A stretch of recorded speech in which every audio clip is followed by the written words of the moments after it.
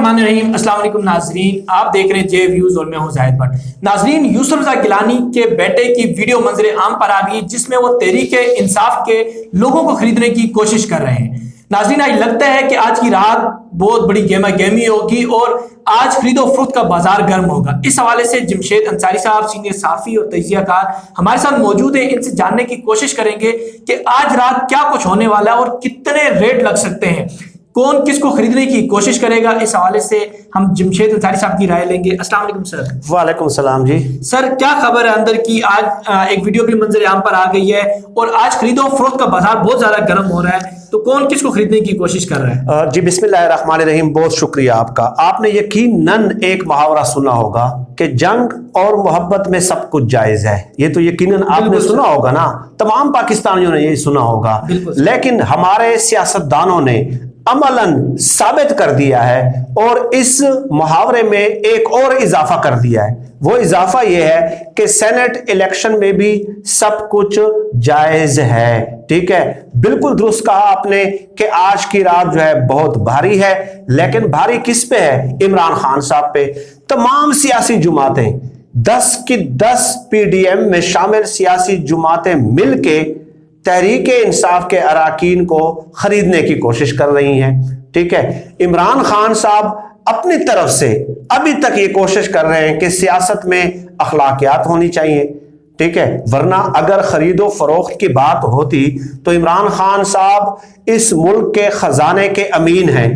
ठीक है, तो वो अगर चाहते तो ये अगर 1 अरब जो है ना रेट लगाते हैं तो इमरान खान साहब 10 अरब एक रुकने कौमी असम्बली या सूबाई असम्बली का रेट लगा सकते थे या नहीं लगा सकते थे? रियासत से ज्यादा कोई ताकतवर है। ठीक है, पूरी कौम का खजाना उनके हाथ में है, खजाने के चाबियां उनके हाथ में है। लेकिन आप देख लें कि वीडियो स्क्रीन के सामने आ रही है। अब यूसुफ रजा गिलानी के फर्जंद हैं अली हैदर गिलानी, उनकी एक वीडियो सामने आई है। 4 MNAs को वो खरीदने की कोशिश कर रहे हैं, 4 MNAs को। ठीक है, और कैसे खरीदने की कोशिश कर रहे हैं? उन्हें वोट जाया करने का तरीका बता रहे हैं। ठीक है, कि आपने अपना वोट जाया कैसे करना है, इनका दिमाग देख लेना। और उस हवाले से अली हैदर गिलानी उन 4 MNAs को एक निशानी बता रहे हैं, एक कोड बता रहे हैं कि आपने अपने बैलेट पेपर पे या वोट पे ये कोड लिखना है।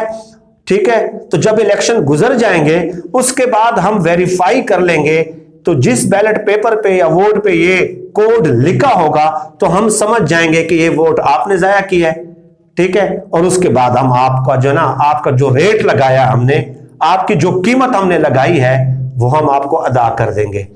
ठीक है, अब उन्होंने कोड क्या बताया है? एक MNA को कोड बताया कि आपने अपने बैलेट पेपर पे या वोट पे लिखना है 60 लिखना है, 60 लिखना है। दूसरे को बताया जनाब अली कि आपने अपने बैलेट पेपर या वोट पे 11 लिखना है। तीसरे को बताया कि आपने 23 लिखना है।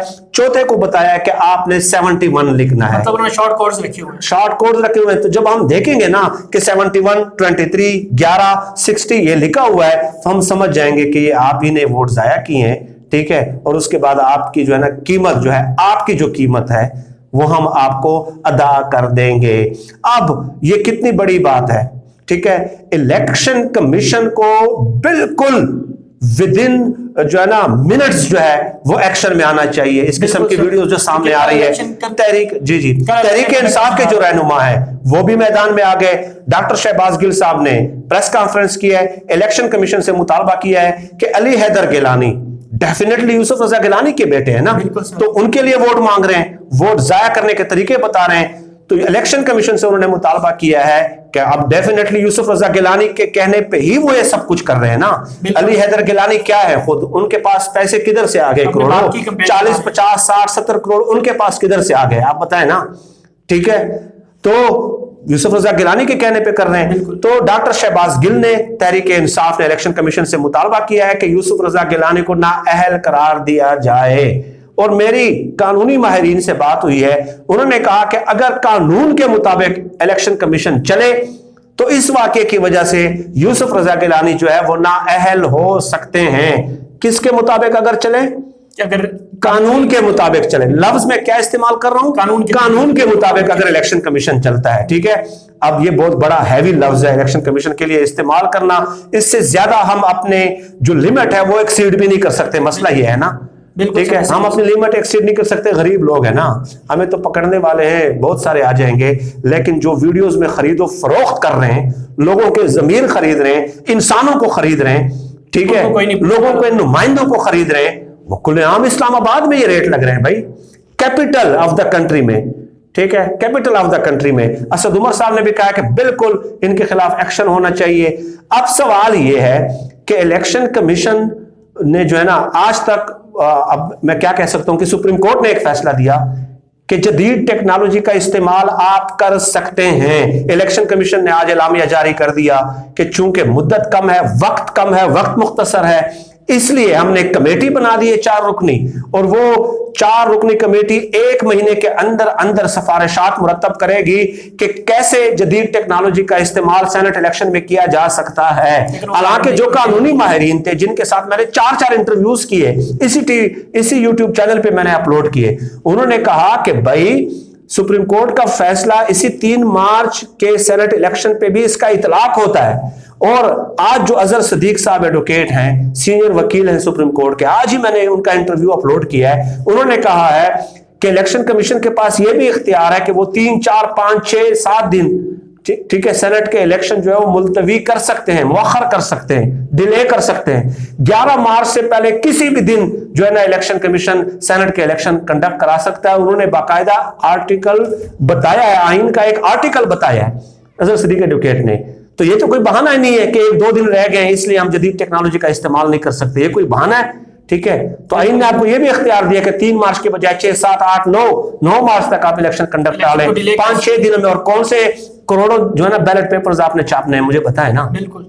सुबह पंजाब में ऑलरेडी सेनेट के इलेक्शन हो चुके हैं, 3 सूबों में होने और एक जो है ना इस्लामाबाद में होने। टोटल 1100-1200 बैलेट पेपर्स आपने छापने हैं, तो 2-3 दिन कर सकते हैं। तो ये बहरहाल जो है ना इमरान खान साहब के मौकफ की फतह है, जो इमरान खान साहब कहते रहे हैं कि हम ओपन बैलेट के जरिए इलेक्शन कराना चाहते हैं, ठीक है। उसके नतायज आपके सामने आ रहे हैं कि किस तरह के रेट लग रहे हैं, किस तरह की वीडियो सामने आ रही हैं। इसलिए इमरान खान साहब ये कहना चाह रहे थे, इट डजंट मीन कि इमरान खान साहब जो है ना लोगों को खरीद नहीं सकते, लेकिन हमारा मसला एक ये है कि यहाँ पे सब जो है ना वो शराफत का भी गलत फायदा उठाया जाता है। जैसे कि मैंने कहा कि अगर वो खरीदना चाहे तो वो कितने लोगों को खरीद सकते हैं, कितना बड़ा हैवी रेट लगा सकते हैं। तो आज तहरीक इंसाफ का वफद जो है वो इलेक्शन कमीशन भी पहुंच गया है कि इस पे आप एक्शन लें। यानी ये रियासती इदारे हमने बनाए हैं आज तक कि इनको याद दिलाना पड़ता है यार कि आपकी जिम्मेदारी क्या है, मुझे पहुंचना जरूरी है कि आपकी जिम्मेदारी क्या है। आग लग जाती है तो फायर ब्रिगेड के पास मैं उसके घर जाऊंगा, मैं उसके दफ्तर के जाके दरवाजे तोड़ूंगा, तब वो अपनी जिम्मेदारी समझेंगे, ठीक है। ये हमने गुज़श्ता 30-35 सालों में इदारे बनाए हैं कि हमें जाके खुद उनसे जो है ना याद दहानी करानी पड़ती है। They should take stern action against such videos. और बाकी भी पूरा बाजार गर्म है इस्लामाबाद में। आज की रात बहुत भारी है, बहुत हैवी रेट लग रहे हैं, ठीक है। जो बंदा गरीब बेचारा प्रोफेसर बन के भी पीएचडी जो है ना 20, 21, 22 साल, 25 साल, 30 साल तालीम हासिल करके भी, ठीक है, जितना वो सारी जिंदगी 10 जन्मों में भी नहीं कमा सकता, एक ही रात में आज जो है ना लोग उससे भी ज्यादा कमा लेंगे। चले नाज़रीन, आप देख रहे थे जमशेद साहब अपना तजिया पेश कर रहे थे। आज की रात बहुत भारी है और आज बहुत बड़े बड़े रेट लग रहे हैं। अब कौन बेच रहा है, कौन खरीद रहा है, इस हवाले से अब कल का इलेक्शन होगा, उसके बाद ही पता चलेगा कि क्या इसका फैसला होता है और क्या होता है। नाज़रीन, तब तक हमारे साथ रहिएगा, अपना बहुत ख्याल रखिएगा। अल्लाह हाफिज।